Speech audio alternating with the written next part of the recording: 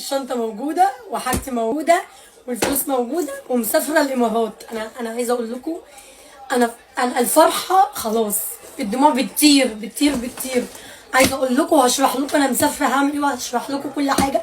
رايحه الامارات كلها دقيقتين بالظبط وخلاص رايحه المطار. هشرح لكم بقى كل حاجه لان انتوا لازم تعرفوا كل حاجه حصلت ايه هي. عايزه اقول لكم ان في شركه هنا في مصر وليها فرع تاني في دبي اسمها شركه سليم. الشركه دي بتعمل ايه بقى يا اخواتي؟ الشركه دي الفرع التاني اللي في مصر بتاعهم في كفر الشيخ. الشركه دي بتعمل ايه والملخص ايه؟ عشان بصوا انا مستعجله جدا جدا جدا جدا بس لازم اعمل الفيديو من كتر الفرحه يعني. الشركه دي دلوقتي بتسفرك بالسنه وبالسنتين اقامه وبالشهر وبالشهرين تاشيره، والعملات عندها كل حاجه وكل حاجه مضمونه 100%. انت بتروح بتروح الفرع بتاع كفر الشيخ بتتفق معاهم على كل حاجه. عايزه اقول لكم ان التاشيره وكل حاجه عندهم باسعار كويسه جدا.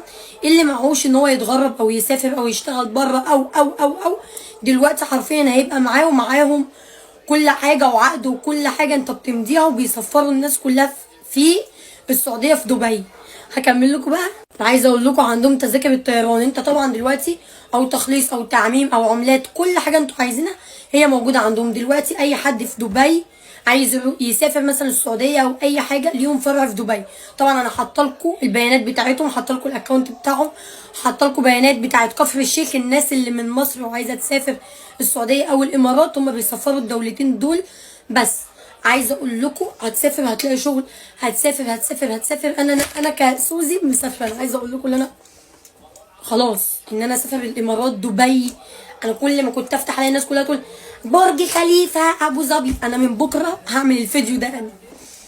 انا مش مصدقه الغربه اللي انا هبقى فيها. انا اول ما جات لي السفريه من شركه سليم جهزت الحاجه ودفعت فلوسي وخلاص. يعني انا مش مستنيه اقول لهم احنا هنعمل ايه. انا جهزت حياتي خلاص، حياتي بقت في دبي. سوزي الاماراتيه خلاص.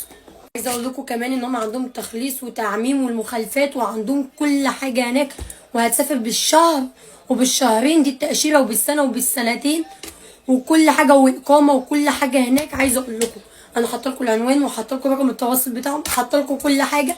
اي حد عايز يسافر، عايز شغل، عايز اي حد عايز يبدا خطوه جديده، يبدا يبني في مستقبله، اي حاجه تخص ان انت تغير حياتك لقدام هي تبع شركه سليم. وانا حاطه لكم العنوان وحاطه لكم رقم التواصل وحاطه لكم الصفحه بتاعتهم كمان.